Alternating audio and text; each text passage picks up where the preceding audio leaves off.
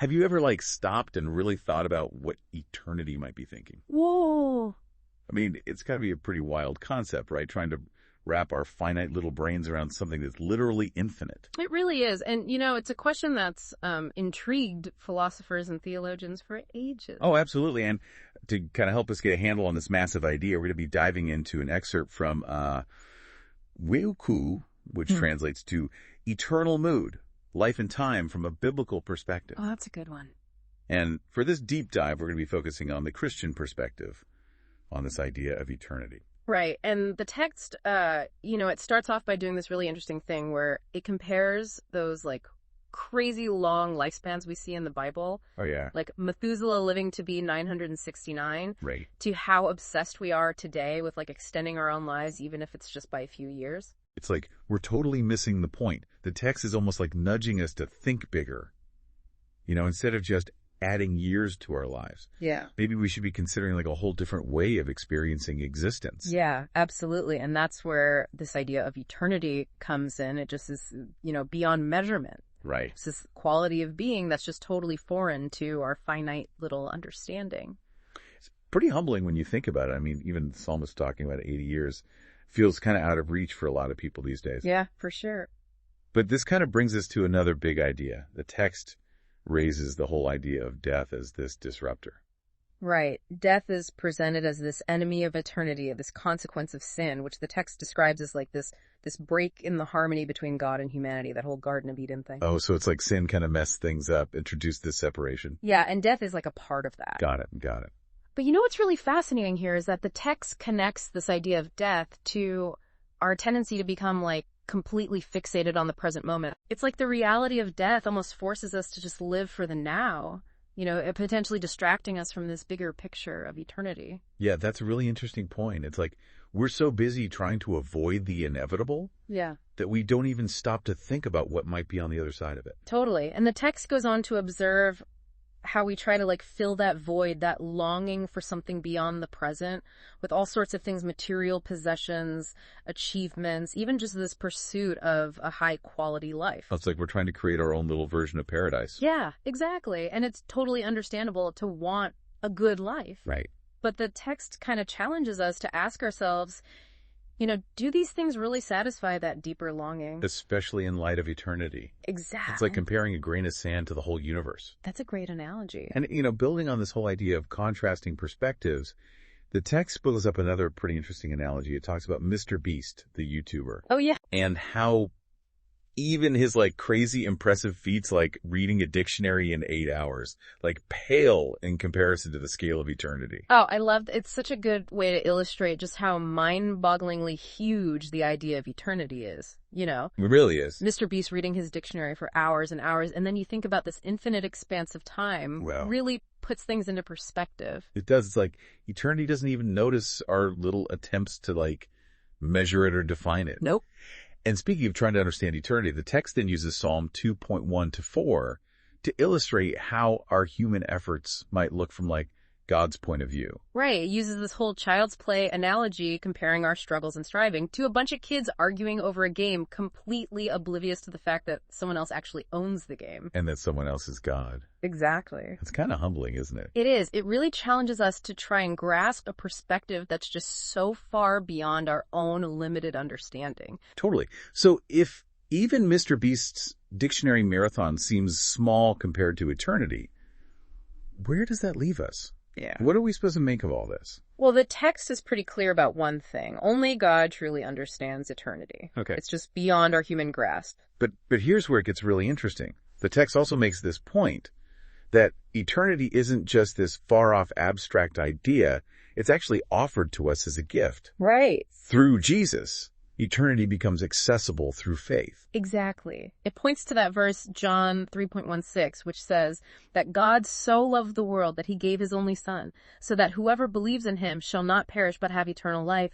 This incredible promise of a life that extends beyond our earthly existence. It's a powerful message, but I gotta admit, it still leaves me with a lot of questions. And that's totally okay. This text isn't really about giving us all the answers. It's more about an invitation to like wrestle with these ideas and let them shift our perspectives. Yeah, so it's less about like checking boxes and more about like a real internal transformation. Exactly. Okay, I'm starting to get it. So we've covered a lot of ground here. But it feels like we've just barely scratched the surface. Oh, yeah. How do we even begin to grasp this idea of eternity as a gift? Mm-hmm. How do we reconcile that with, our everyday lives? Those are great questions, and we're definitely going to dive deeper into those as we continue our exploration. But before we do, I think it's important to just take a step back and reflect for a minute.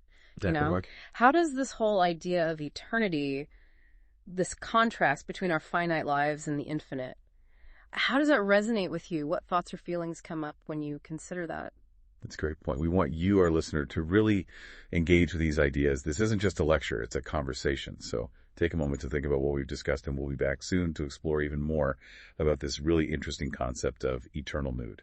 Welcome back to our exploration of eternal mood.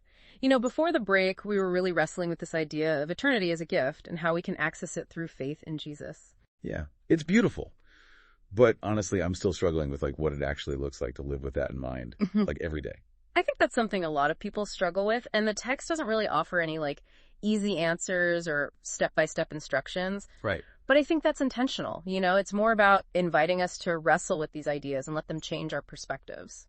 So it's less about checking things off a list and more about a change of heart. Exactly. Remember how the text talked about those crazy long lifespans in the Bible and compared them to our obsession with longevity today? Uh-huh. It's almost suggesting that maybe the key to a good life isn't just about adding years, but about embracing a totally different time frame. So instead of just adding years to our lives, maybe we should be thinking about adding eternity to our lives. Yeah, exactly. It's a subtle difference, but it's really profound when you think about it. If we believe that our existence extends beyond this world, that our story doesn't end with death, right? How does that change our priorities, our values, our relationships? Whoa, that's really making me rethink things. It's like zooming out and seeing my life as part of something so much bigger. That's it, connecting our earthly journey to this eternal story. But how do we actually do that? When we're so busy with deadlines and responsibilities, all these little things demanding our attention. The text acknowledges that tension. It's not easy to hold on to this eternal perspective when you're in the thick of things. Yeah. But what it encourages is this practice of remembering a daily reminder that we're not just living for ourselves and our immediate needs, that we're a part of something that extends far beyond what we can even comprehend. So it's not about achieving some perfect eternity mindset. Right. But just about building that awareness little by little. Exactly. And that's where faith in Jesus comes in. Yeah. The text points to him as the bridge between our finite world and the infinite, the one who makes that connection possible. I get that on a theological level. Right. But how does that actually play out in real life? How does believing in Jesus help me remember to take out the trash and contemplate eternity? I think it goes back to the idea of relationship. Through Jesus, eternity isn't just a concept, it becomes personal. Okay. The more we nurture that relationship, the more those eternal values like love, compassion, grace start to shape our actions, even the little everyday things. So it's not just remembering that eternity exists, it's about letting my relationship with Jesus affect how I live. Yeah, bringing that eternal perspective into the here and now. This is really resonating with me, but it also makes me wonder if eternity is this amazing gift.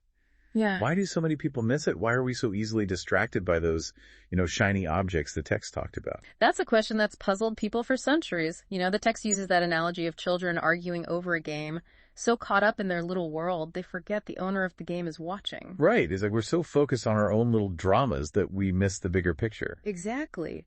But the beautiful thing is that the invitation is always open. We can always choose to step back, look up, and acknowledge eternity. So even if we've been playing the wrong game, we can always choose to join the right one. Right, and that's where the idea eternal mood comes in. It suggests that eternity isn't just some static state. It has this dynamic quality. Okay, so if eternity has a mood, what kind of mood do you think it is? Well, the text gives us some clues. It talks about God's love, the gift of eternal life through Jesus, the joy and peace that come with embracing this reality. So I'd say eternity's mood is one of invitation, welcome, boundless love, and grace. That's beautiful and way less scary than I thought it might be. Right. It's not about judgment or exclusion, but about embracing who we are both now and forever. I like that, but it also makes me wonder if eternity's mood is all about love and grace. why is there so much suffering in the world? Why do bad things happen? That's a question that's challenged people for ages and that there's no easy answer, but I think this text offers a different way to look at suffering. So you're saying our struggles are just a blip on the radar of eternity? In a way, yes, but it's more than that. The text emphasizes that through Jesus, God enters into our suffering. Oh. He experiences it with us, and in that shared experience, there's comfort, a reminder that we're not alone in our struggles. That's powerful. So even when bad things happen, we can find hope knowing that God's with us and that this life isn't the end. Exactly, and that's one of the most beautiful messages of the Christian faith. Okay, we've covered a lot of ground today, and it feels like we've only just scratched the surface. It's definitely a topic worth thinking about and exploring further, but before we move on to our final thoughts, I want to pause and invite you, our listener, to consider something. Okay. How does this idea of eternity's mood affect your own life? Does it bring you comfort, challenge, curiosity? That's a great question for all of us to think about. We'll be back shortly to wrap up our dive into eternal mood, but for now, just sit with these ideas and see where they take you. Welcome back to the deep dive. We've been exploring this really thought-provoking concept of eternal mood and how it impacts the way we live our lives. Yeah, before the break, we asked you to think about how this whole idea of eternity's mood resonates with you personally. Right. Hopefully you had a chance to kind of sit with those questions for a bit. We've talked about a lot of big ideas, the Absolutely. difference between our limited human understanding and the vastness of eternity. Right. And how we can even begin to grasp that eternal perspective in our everyday lives. And of course, the idea that eternity itself has this kind of mood or personality. And that mood is all about invitation and welcome and boundless love. Made possible through a relationship with Jesus. One thing that's really stuck with me throughout this whole conversation is that it's not just about understanding eternity intellectually. Right. It's about letting it change us on a deeper level. Absolutely. It's not just head knowledge, it's heart knowledge. Exactly. And it seems like that transformation isn't so much about like a sudden overnight change. Right. But more of a gradual shift in how we see things. Yeah, like a reorienting of our hearts towards something bigger than ourselves. Remember that image the text used to describe eternity? The golden top battery bunny? Oh, yeah. Just keeps going and going. That same persistence, that enduring quality, I think that's what can really shape us if we let it. It's like this constant gentle nudge to see the bigger picture. And I think that's what's so beautiful about this text. It doesn't try to force us into some rigid eternity mindset. Right. It invites us into this ongoing journey of discovery and transformation. So it's not about reaching the destination. Yeah. It's about the journey itself. Exactly. And that journey, like we've been saying, is so connected to our relationship with Jesus. Mm-hmm. It's through that relationship that eternity becomes real. It's not something we have to earn. It's something we're invited into. Beautifully said. And I think that willingness to let eternity influence our lives is the answer to the question of what is eternity's mood. So we don't just figure out eternity's mood. We become part of it. Exactly. And if that mood is all about love and grace and invitation. That's pretty amazing. It really is. So as we wrap up our deep dive into eternal mood, we want to leave you with one final question to think about. Okay. If eternity is real, something we can actually be a part of, how might that change the way you approach your everyday life, your relationships, your choices? It's a question worth pondering. We encourage you to keep exploring, keep asking questions, and keep looking for those glimpses of eternity that can make even the ordinary moments extraordinary. Until next time, keep diving deep.